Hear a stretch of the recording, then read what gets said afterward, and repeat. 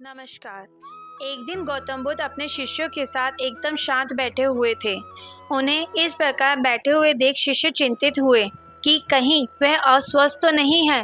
एक शिष्य ने उनसे पूछा कि आज वह मौन क्यों बैठे हैं?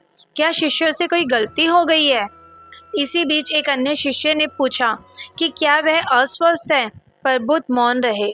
तभी कुछ दूर खड़ा व्यक्ति जोर से चिल्लाया, आज मुझे सभा में बैठने की अनुमति क्यों नहीं दी गई है? बुद्ध आंखें बंद करके ध्यान मग्न हो गए। वह व्यक्ति फिर से चिल्लाया, मुझे प्रवेश की अनुमति क्यों नहीं मिल रही?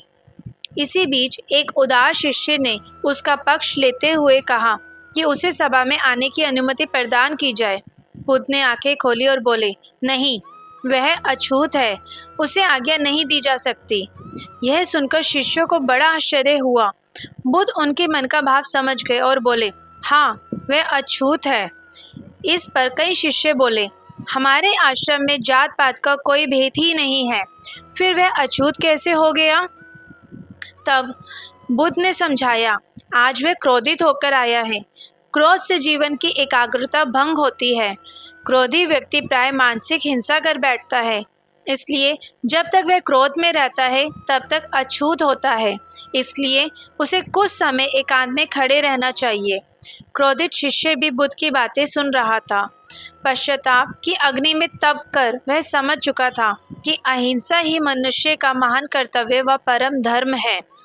वह बुद्ध के चरणों में गिर पड़ा और कभी क्रोध न करने का प्रण लिया। शिक्षा। आशय यह है, क्रोध के कारण व्यक्ति अनर्थ कर बैठता है और पश्चाताप उसे बाद में होता है, जिसका कोई लाभ नहीं मिलता। इसलिए हमें क्रोध नहीं करना चाहिए।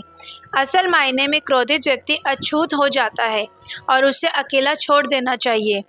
क्रोध करने से तन, मन और धन तीनों की हानि होती है। क्रोध से ज़्यादा हानिकारक कोई और वस्तु नहीं है। धन्यवाद। अगर आपको मेरी वीडियो पसंद आई हो तो प्लीज़ इसे सब्सक्राइब करें और लाइक करें। Thank you.